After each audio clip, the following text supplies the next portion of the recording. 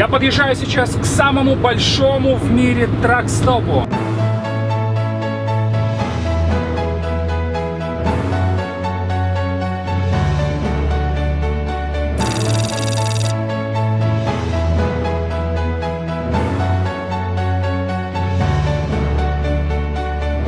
Мне нужно заправить 50 галлонов, чтобы получить бесплатно душ.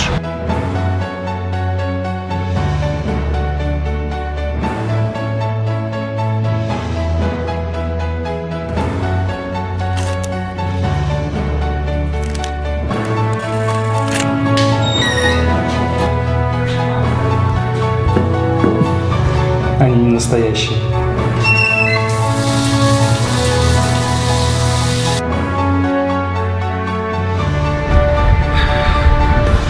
Мне очень хотелось снять репортаж о этом замечательном трак-стопе, но пообщавшись с менеджерами, они сказали, что без разрешения центрального офиса они не могут мне позволить это сделать. Одно дело, когда ты ходишь с телефоном мобильным, снимаешь, а другое дело, когда ты ходишь с профессиональным оборудованием по трак-стопу.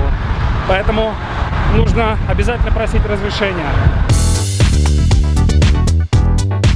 Зато в музее американской грузовой техники мне снимать разрешили. Я с удовольствием ее посетил, и сейчас вместе коротко пройдемся по некоторым экспонатам. В предбаннике музея нас встречает первый, самый успешный грузовик от Maca, Mac AC, с необычным для того времени сужающимся капотом.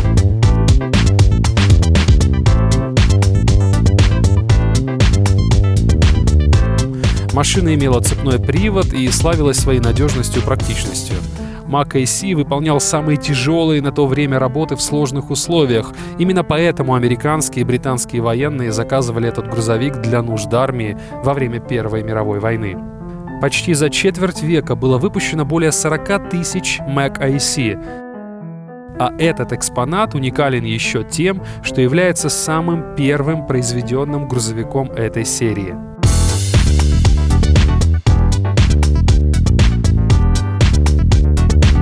В музее огромное количество грузовиков, выпущенных до Второй мировой войны, но акцентировать на них внимание не будем, иначе обзор затянется на несколько часов. Подробно рассмотрим лишь некоторые интересные экспонаты.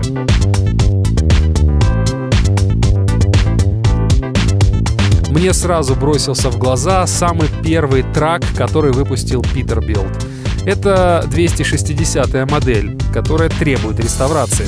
Начали выпускать ее в 1939 году, в год основания компании. И если вы смотрели один из первых фильмов Стивена Спилберга «Дуэль», там как раз роль злодея принадлежит трехосному Петербилду этой же серии.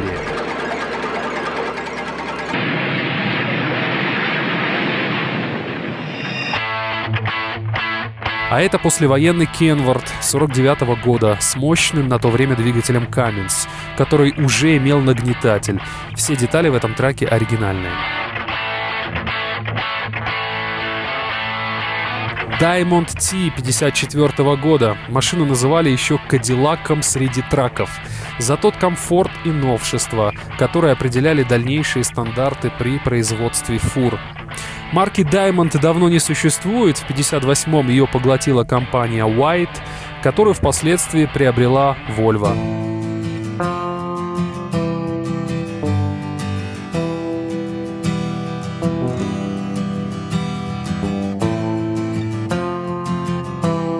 А вот Studebaker 40-х годов, Bumblebee, популярная на то время модель для гражданских нужд.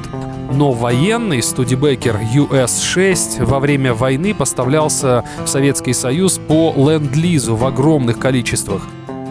Более 100 тысяч американских полноприводных Студебекеров служили в войсках Красной Армии. Это были мощные полноприводные машины. И знаменитые «Катюши» с 43-го года выпускались именно на базе Студебекера. Разлетались головы и туши, дрожь колотит немца за рекой. Это наша русская «Катюша», немчуре поет за упокой. Это наша русская «Катюша», немчуре поет за упокой. А этот знаменитый 80-е годы Kenworth K100 был постоянным участником различных трак-шоу с 82 по 2001 год. За это время он собрал 121 награду. Его владелец Хэнк Гуд дал ему прозвище Highway Hilton за его роскошный интерьер. Хэнк Гуд даже отправился в Европу на этом траке в 92 году. И самое интересное, что после того, как его машина сошла с парома в Голландии, первые фуры, которые он встретил, это советские грузовики Совтрансавто.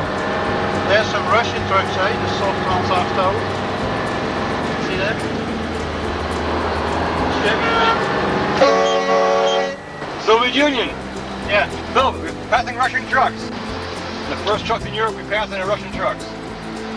Одна из его целей в этом путешествии была посетить Советский Союз, но за несколько месяцев до его поездки СССР не стало.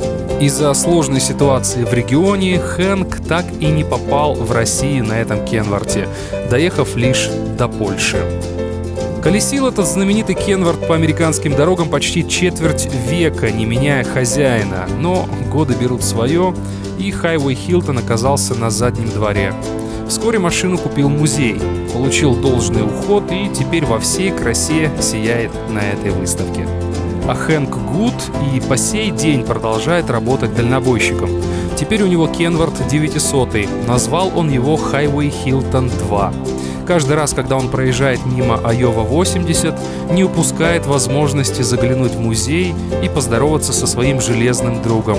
Ведь персонал музея позволяет Хэнку войти внутрь кабины, где он может спокойно посидеть и вспомнить миллионы миль, пройденные с Kenworth K100 Highway Hilton.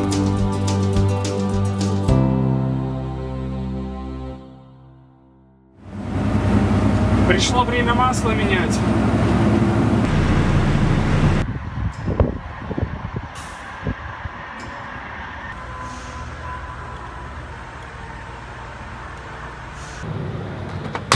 Подвожу итоги замены масла. $269 это удовольствие стоит, куда входит замена 3 фильтров, самого масла, проверка агрегатов, проверка основных узлов, которые двигаются, проверка всех жидкостей, только которые есть в траке. Все это $269 стоит. Также они сказали, что мой кулант фильтр уже требует замены. Сказал, чтобы поменяли, $24 он стоит. Кроме этого, я всегда заливаю стабилизатор масла Lucas.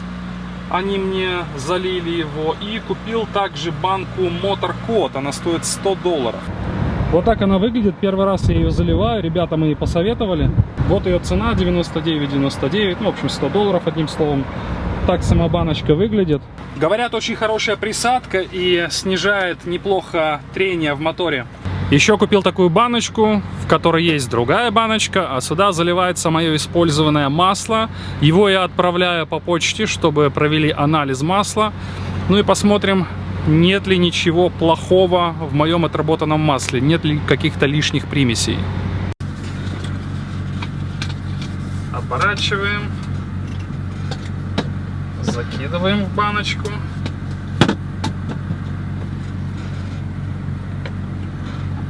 Закрываем. И пакуем в этот пакет. Он уже предоплачен. Все, что мне нужно сделать, так это бросить его в почтовый ящик.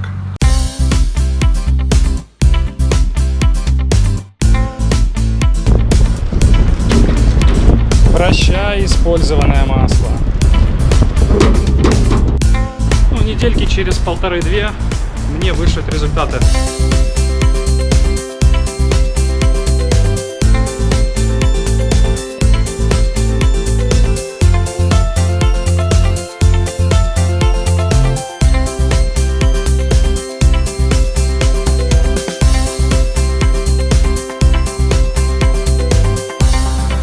Первая платная дорога в Индиане. Сейчас будем платить.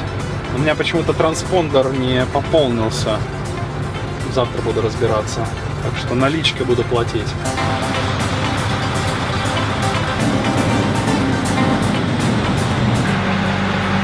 Раз, 20-ка.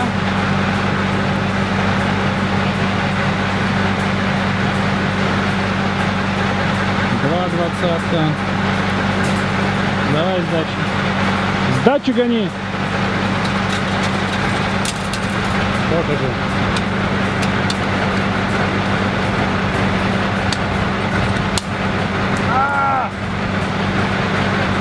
Копейка упала. И вам не болеть. Но это еще не все. Это я проехал Индиану по платной дороге. Сейчас заезжаю в Огайо, там тоже платка.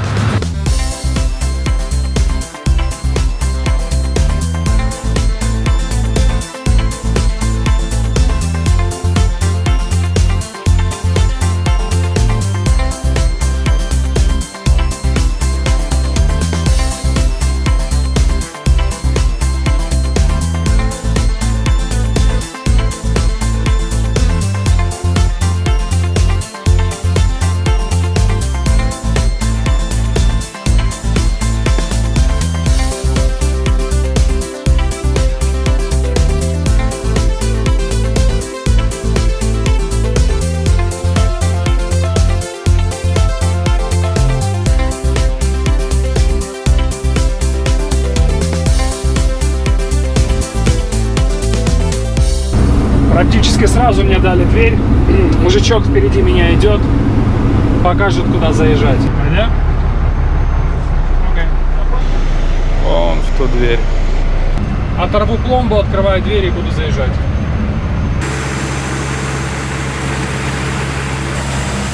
Закончили они разгрузку. Сказали вновь на весы заезжать, снимут мой пустой вес. И я свободен. Вот сколько весит пустой трак вместе с трейлером. 34 760. Это получается 17 тонн, грубо говоря. Итак, изначально у меня был запланирован груз после этой разгрузки на Канзас-Сити. Но брокер его отменил. Редиска. Хорошо, что диспетчеры смогли что-то другое быстро выцепить, пока рабочий день не закончился. Вот сейчас смотрю информацию, откуда и куда. Так, Орвилл, Ohio на Лексингтон, Теннесси. Сколько платят? $1000. Да, $1000. Орвилл, Ohio. 44 миля. То есть в течение часа я доберусь. Это рядышком. Это совсем рядышком. То есть я успеваю. Успеваю. Да, это совсем рядом. То есть я сейчас возвращаюсь назад в Огайо. Пересеку вот здесь границу.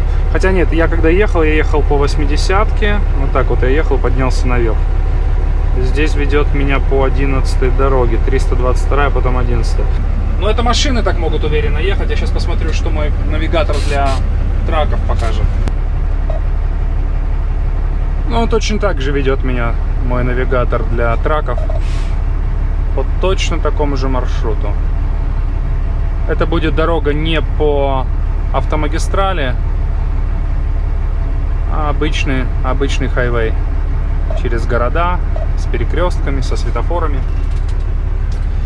Ладно, надо лететь, потому что я приеду туда где-то в половине 7-го.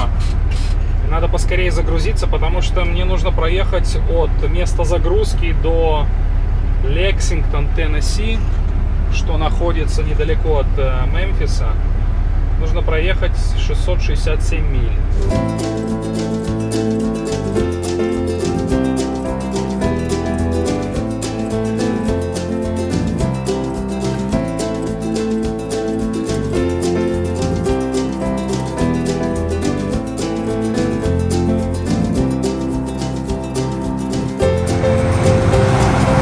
Тут такой серьезный спуск, я не знаю, на картинке видно или нет. Смотрите, сколько процентов. Я пустой, поэтому мне все равно сейчас такие спуски. Но был бы я груженный, было бы весело спускаться.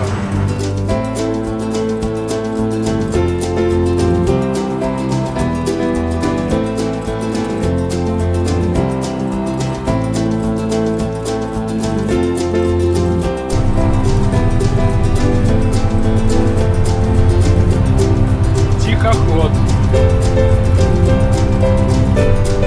Совсем тихоход. Зато колеса у у него козырный.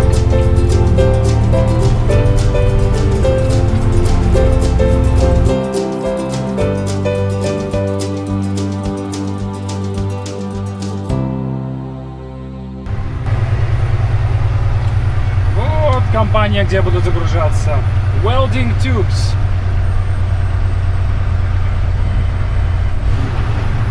Буду вести металлические изделия какие-то.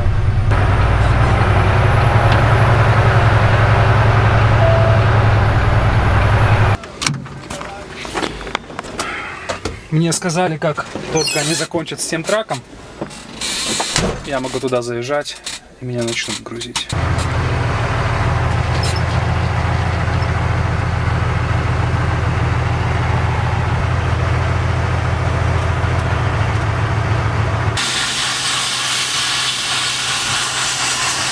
Достаточно быстро меня загрузили, на все про все ушло чуть больше часа. Это предприятие занимается тем, что изготавливает металлические трубки. И, как правило, эти трубки используются в автомобилестроении. Я поговорил с менеджером, он говорит, они получают катушки металлические, из которых уже делают трубы различных размеров, различной формы. И далее эти трубы уже отправляются на предприятие автомобилестроения. Поехали, потому что надо сегодня как можно больше проехать по возможности, чтобы завтра разгрузиться к обеду и успеть на загрузку.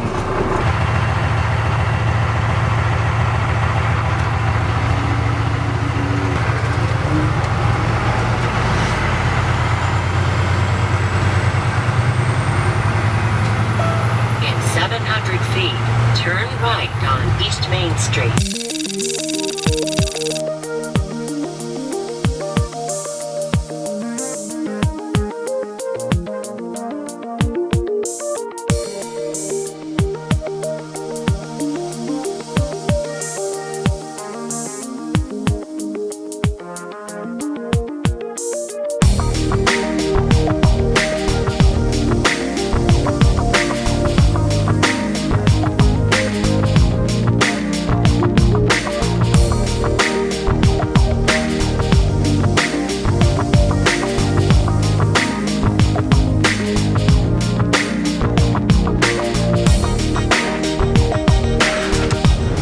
Я сейчас еду по 65-й автомагистрали. Еще несколько лет назад эта дорога имела по 2 полосы в каждом направлении. Но поток машин увеличился, и настала необходимость расширять дорогу. Сейчас они строят по 3 полосы в каждом направлении. Но делают это достаточно эффективно, не снижая тот поток, который был раньше. Вместо обочин они построили дополнительные временные полосы, тем самым оставив по 2 полосы в каждом направлении.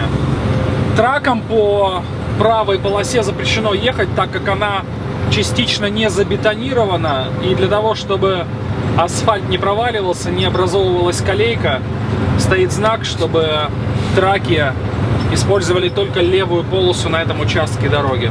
Участок достаточно длинный, я уже минут 40 еду по нему. И видно, что ремонт дорогостоящий и капитальный. Вот как в итоге дорога будет выглядеть. Было 2 полосы в одном направлении, стало 3 полосы. Плюс обочина слева и справа.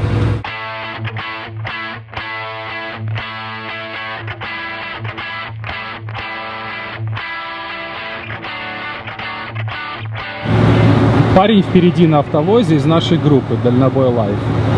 У него наклейка на машине. Я ему посигналил, показал на наклейку, он не понял, что я хочу. Молодой парнишка азиатской внешности, из Казахстана, наверное.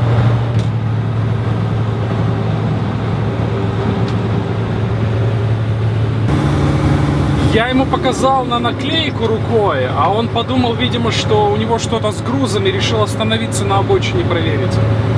Дружище, прости, я просто хотел поздороваться. Все у тебя в порядке там. Наверняка увидишь это видео. Сори.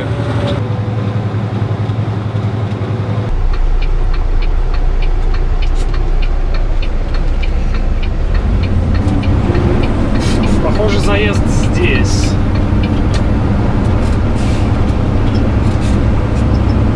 Название компании нигде не написано, но, судя по всему, я правильно приехал.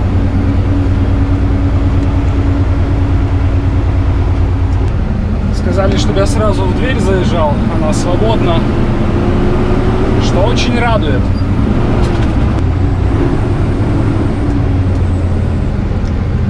Места для разворота здесь, конечно, совсем нет. Сейчас аккуратненько, чтобы колеса на месте не крутились.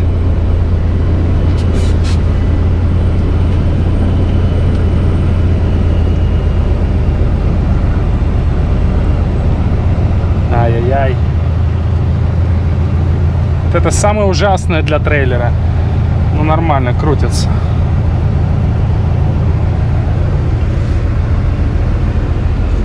Одно дело, когда ты пустой, другое дело, когда у тебя полная загрузка.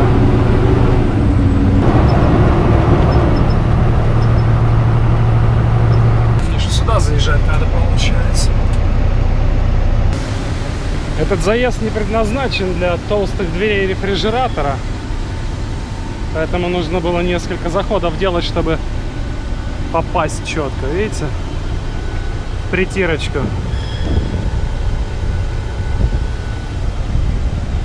Конкретно так в притирочку. По-другому никак.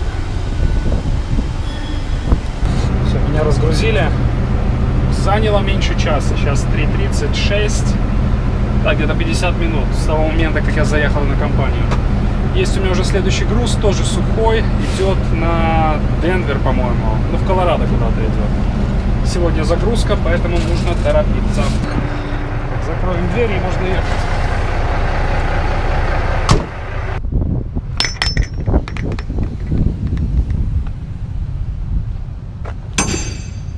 Раз, два, три, четыре. Все на месте.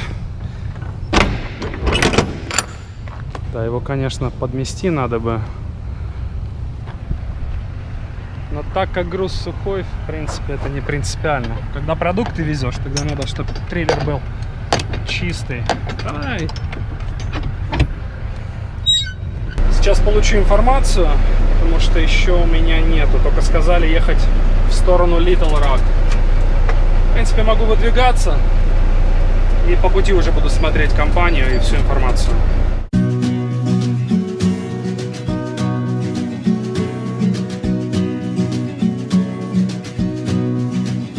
In the morning, I see the sunny sky. As I wake, I look my darling in the eye. I tell her, wait, before I tell you this. My heart loves you, but something's gotta give. I just keep on saying yes, 'cause you want me to be with you and what it seems like we should be. But I just can't let it rest, 'cause you're complaining when you speak. I can no longer keep giving what I need.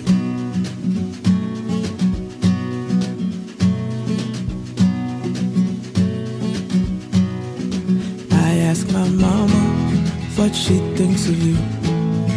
She tells me if I stay here, I am just a fool. I realized I was filling a hole inside your soul, instead of filling mine a long time ago. So I keep on saying yes, 'cause you want me to be with you and what it seems like we should be. But I just can't let it rest, 'cause you're complaining when you speak. I can no longer keep giving what I need.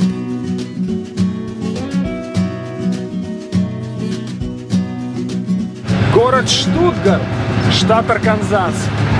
Они называют себя мировой столицей риса и уток.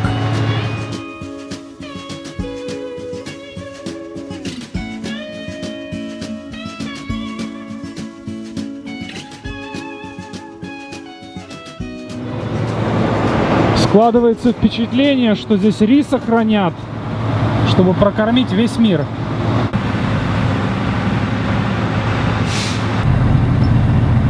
Наш паровоз вперед летит, кому не остановка. Чем я не поезд, автопоезд? Все-таки везти я буду рис, поэтому трейлер я подмел тщательно. Зарегистрировался, мне дали дверь. Теперь я ее ищу. Дверь номер 9.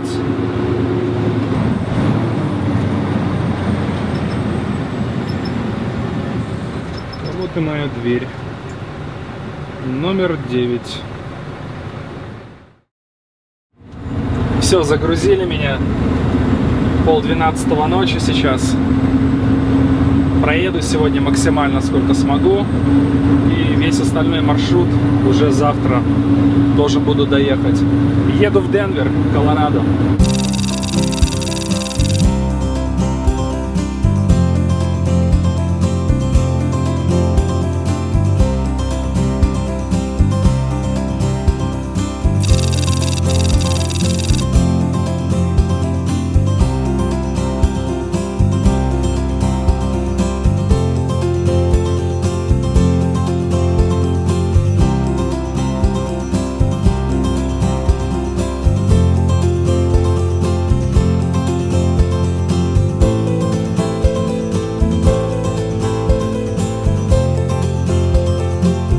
Еще лет 20 назад казино на американской земле было только лишь в Лас-Вегасе и в Атлантик-Сити. Лас-Вегас, он ближе к Лос-Анджелесу, Атлантик-Сити ближе к Нью-Йорку.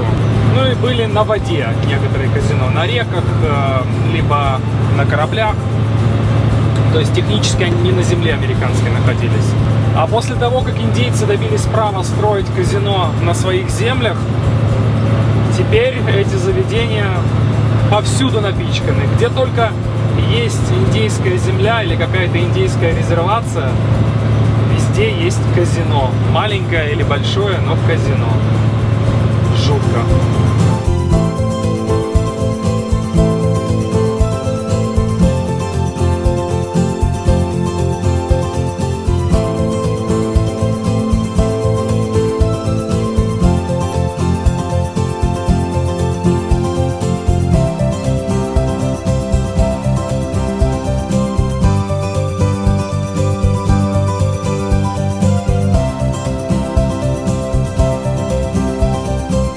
Я в Денвере, уставший, сонный, но доехал. In 1 mile, take exit 277 on right.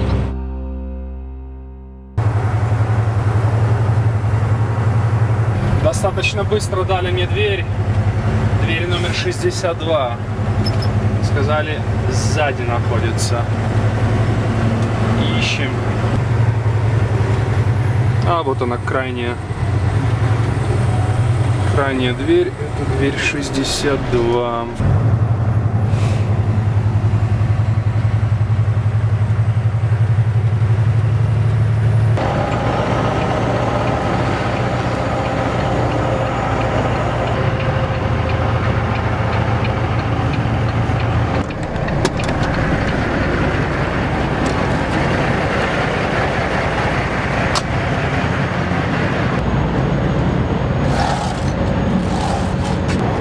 Теперь осталось ждать, когда разгрузят.